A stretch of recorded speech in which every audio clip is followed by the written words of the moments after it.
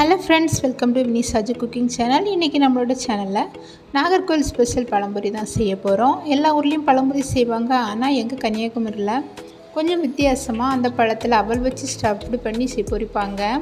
அதுவும் இந்த நேந்திரம் பழம்னு சொல்கிற ஏத்தம்பழத்தில் தான் இந்த பழம்பொரி செய்வாங்க. வாங்க அந்த பழம்பொரி எப்படி செய்யலான்னு சொல்லி பார்க்கலாம். அதுக்கு முன்னாடி நம்ம சேனலை இப்போ தான் ஃபஸ்ட் டைம் பார்க்குறீங்கன்னா மறக்காமல் சப்ஸ்கிரைப் பண்ணுங்கள். இனி வீடியோக்குள்ளே போகலாம் வாங்க. ஃபஸ்ட்டு நம்ம உள்ளாடி வைக்கிறதுக்கு ஸ்டஃபிங் ரெடி பண்ணலாம். அதுக்காக ஒரு பவுல் எடுத்து மெஷரிங் கப்பில் சின்ன கப்பில் தான் 1 கப் அளவுக்கு அவல், 1 கப் துருவின தேங்காய், 1 கப் பொடி பண்ண வெல்லம் எல்லாத்தையும் சேர்த்து நல்லா மிக்ஸ் பண்ணி எடுக்கலாம். இதில் தண்ணி எதுவுமே சேர்க்க தேவையில்லை. நம்ம தண்ணி சேர்த்தா நம்ம பொரிக்கும் போது கொஞ்சம் கொல கொலன்னு ஆயிரும். அதனால் தண்ணி எதுவுமே சேர்க்காமல் நம்ம கலந்துக்கிட்டே இருந்தால் இந்த மாதிரி ஆயிரும். அந்த வெல்லத்தில் உள்ள அந்த ஈரப்பதத்திலேயே வெல்லம் தேங்காயில் உள்ள ஈரப்பதத்திலே அவல் நல்லா சாஃப்டாக நமக்கு கிடைக்கும். இனி பொரிக்கிறதுக்கு மாவு ரெடி பண்ணுவோம். அதுக்காக 1 கப் அளவுக்கு மைதா மாவு, 1/4 கப் அளவுக்கு அரிசி மாவு எடுத்திருக்கேன். பச்சரிசி மாவு தான் எடுத்திருக்கேன். அப்புறமா நமக்கு தேவையான அளவு சுகர் சேர்த்துருக்கேன். நான் இன்றைக்கி 3 ஸ்பூன் அளவுக்கு சுகர் எடுத்திருக்கேன். நீங்கள் பொடி பண்ணியும் சேர்த்துக்கலாம், முழுசாகவும் சேர்த்துக்கலாம். அப்புறமா 1 பிஞ்ச் அளவுக்கு உப்பு, கொஞ்சமாக சோடா உப்பு சேர்த்துருக்கேன். அப்புறமா 1/4 டீஸ்பூன் அளவுக்கு மஞ்சள் தூள் எல்லாம் சேர்த்து நல்லா மிக்ஸ் பண்ணி எடுக்கலாம். இனி இந்த மாவில் கொஞ்சம் கொஞ்சமாக தண்ணி சேர்த்து பஜ்ஜி மாவு அளவுக்கு நம்ம இந்த மாவை கலந்து எடுப்போம். அதிகமாக தண்ணி சேர்த்தாச்சுன்னா அந்த பழ பஜ்ஜியில் அந்த பழத்தோடு இந்த மாவு ஒட்டாமல் வரும். அதனால தண்ணி சேர்க்கும்போது கொஞ்சம் பார்த்து சேர்த்துக்கோங்க. கொஞ்சம் கொஞ்சமாக தண்ணி அதில் சேர்த்தா போதும். பொரிக்கிறதுக்கு மாவு ரெடி ஆயிடுச்சு. இனி பழம்பொரி செய்ய ஆரம்பிக்கலாம். நல்ல பழுத்த வாழைப்பழம் தான் எடுத்திருக்கேன். இந்த பழம்பொரி செய்கிறதுக்கு நேந்திரம் பழம் மட்டும்தான் எடுக்கணும். அதில் செஞ்சால் தான் நல்லா வரும். நேந்திரம்பழங்கிற இந்த ஏத்தம்பழத்தை குழந்தைங்கள்ட்டு பெரியவங்க வரைக்கும் எல்லாருமே சாப்பிடலாம்.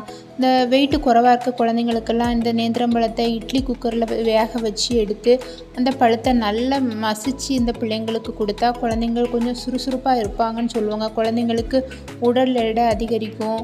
இந்த மாதிரி நேந்திரம்பழத்தில் நிறைய சத்துக்கள் இருக்குது. நேந்திரம்பழத்தை எடுத்து அதுக்கு தோல் எல்லாத்தையும் ரிமூவ் பண்ணிவிட்டு இந்த மாதிரி அதில் ஒரு நீட்டமாக ஒரு கோடு போட்டு அந்த அவல் ஸ்டஃபிங்கை நம்ம உள்ளாடி வைக்கலாம். நாகர்கோவிலெல்லாம் மேக்ஸிமம் உள்ள டீ கடைகளில் இந்த பழம்பொரி கிடைக்கும். இந்த அவல் ஸ்டஃபிங்கோடே கிடைக்கும். சின்ன வயசில் ஸ்கூலுக்கு அவசரமாக கிளம்பும்போது சாப்பிட்றதுக்கெல்லாம் டைம் கிடைக்காது. அந்த டைம்லலாம் இதில் ஒரு பழம்பொரி சாப்பிட்டுட்டு போனாலே மத்தியானம் வரைக்கும் வயிறு ஃபுல்லாக இருக்கும். அந்த அளவுக்கு இது பசியே நமக்கு எடுக்காது. இப்போது எல்லா பழத்துலேயும் ஸ்டஃபிங் வச்சாச்சு. இனி அந்த மாவில் கலந்து நம்ம பொரிச்சு எடுக்க வேண்டியதான். இந்த மாவில் நம்ம பழத்தை சேர்க்கும்போது இந்த மாதிரி தான் நம்ம சேர்க்கணும். இல்லைன்னா அங்கே உள்ளாடி வச்சுருக்கிற ஸ்டஃபிங் எல்லாம் வெளியே வந்துடும். அதனால் இந்த மாதிரி லேசாக அதை மாவில் புரட்டி எடுத்து சூடான எண்ணெயில் போட்டு ஃப்ரை பண்ணி எடுக்கணும். ஒரு பக்கம் ஃப்ரை ஆனதும் லைட்டாக திருப்பி போட்டோன்னா, இல்லைன்னா உள்ளாடி இருக்கிற ஸ்டஃபிங் வெளியே வந்துடும். அதனால் மெதுவாக நம்ம புரட்டி போட்டுட்டா போதும்.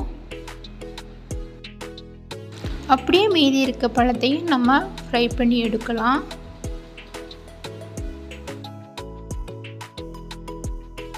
இந்த பழம்பொரியை நீங்கள் மறக்காமல் ஸ்கூல் முடிச்சு வர குழந்தைங்களுக்கு செஞ்சு கொடுங்க. குழந்தைங்களுக்கு கொஞ்சம் வயிறு ஃபுல்ஃபில்லாக இருக்கும்.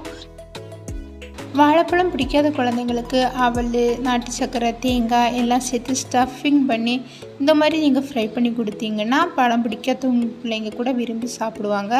மறக்காமல் இந்த ஸ்நாக்ஸ் ரெசிபியை நீங்கள் ட்ரை பண்ணி எப்படி இருந்துச்சுன்னு கமெண்ட் பண்ணுங்கள்.